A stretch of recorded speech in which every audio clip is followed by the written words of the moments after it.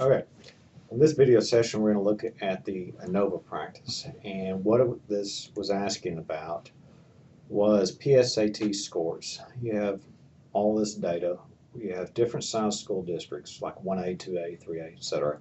Two different grade levels, and you have these scores, these critical reading, math scores, writing scores, and the PSAT scaled index, or SI, whatever they call it.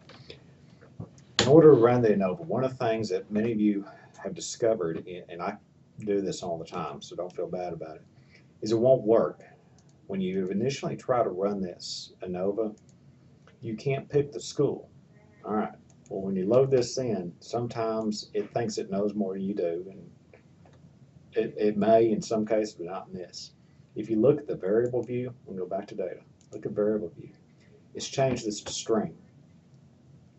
It just does it. I don't know why it does. It just does it. So you've got to change this to numeric data. And I think you can leave that as nominal. We're going to try and see. My point is if it's not doing what you think it needs to, then it's not you. That there's something about it that needs to be changed. All right. So what we want to do is we want to compare the school size, those are our factors, on the variables of critical reading, math, writing, and the PSAT SI index. And while we're here, we might as well include the post hoc test. One we always pick is the Tukey's test. Options, might as well get some descriptives. And you hit OK, and it gives you a lot of information. The first thing that it's doing is it is showing you for each of the size school districts, so 1A size district, 2A, 3A, etc., what the average scores are for critical reading, math, writing, PSAT, SI, which is all those added together. Gives you standard deviation, standard errors, minimum score, maximum score. Most of this stuff you don't really ever use. You really kind of default back to this information here. The second thing that it gives you is the ANOVA test. Remember, the question we asked is there a difference in the size of the school districts when it comes to these scores? Because these are less than 0.05, there is a significant difference on the critical reading, the math, the writing, PSAT, SI. There is a difference in these mean scores. That's what this significance level tells us over here. The challenge with this, and why we ran the post hoc test, is we don't know where the difference is. So we're going to look at these. The critical reading score, it starts with it.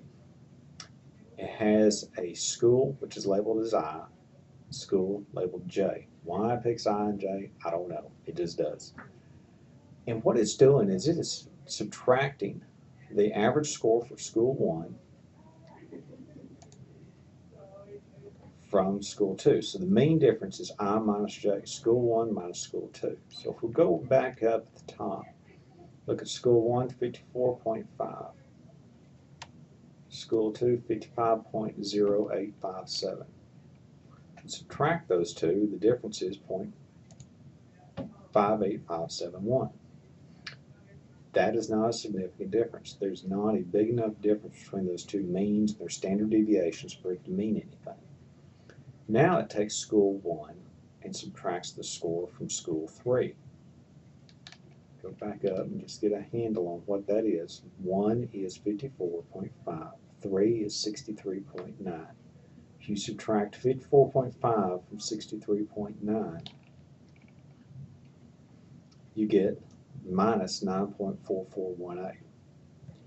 That is a significant difference.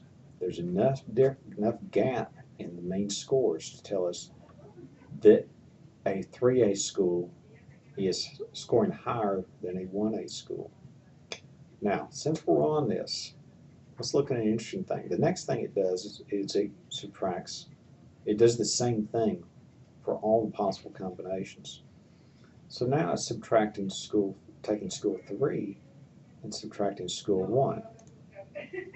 which is the inverse of what happened up here. It's still the same number, but instead of 55, whatever it was, 54.5 minus 63.9. Now it's 63.9 minus 54.5. Same number, same significant difference, 0.002. 0.002. So this gives you a lot of information. It really probably gives you more information than you really could possibly want. But, you know, it just is what it is.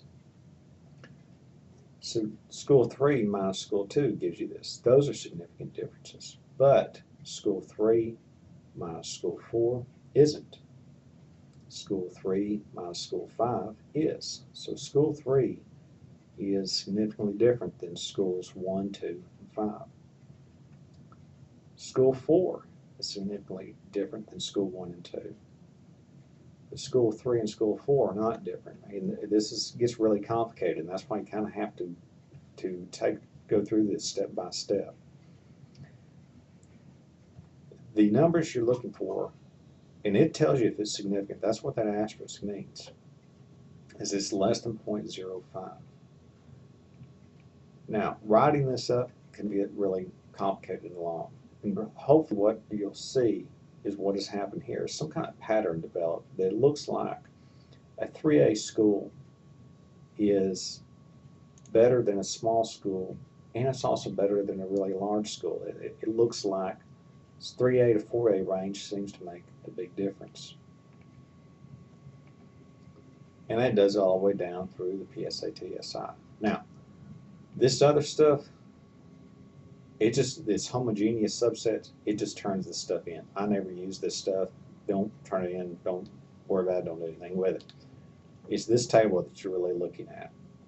So you could write up every possible combination. That gets really long doing that. My suggestion would be is look for general patterns and write that up. Anything beyond that, tell people to refer to the table. So that's the ANOVA part of this.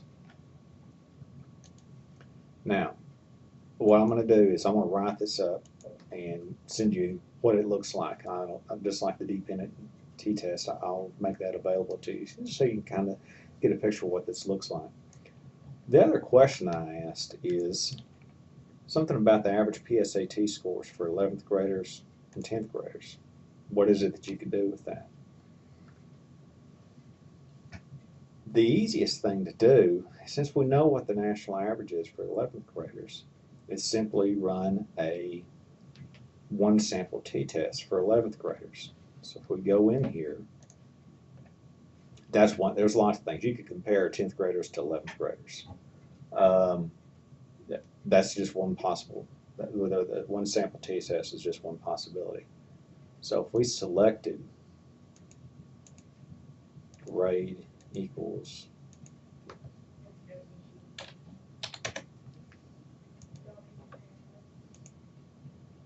$10, and I said I want to know if there's a difference between critical reading score, and it told me the critical reading score for 10th graders is a 43.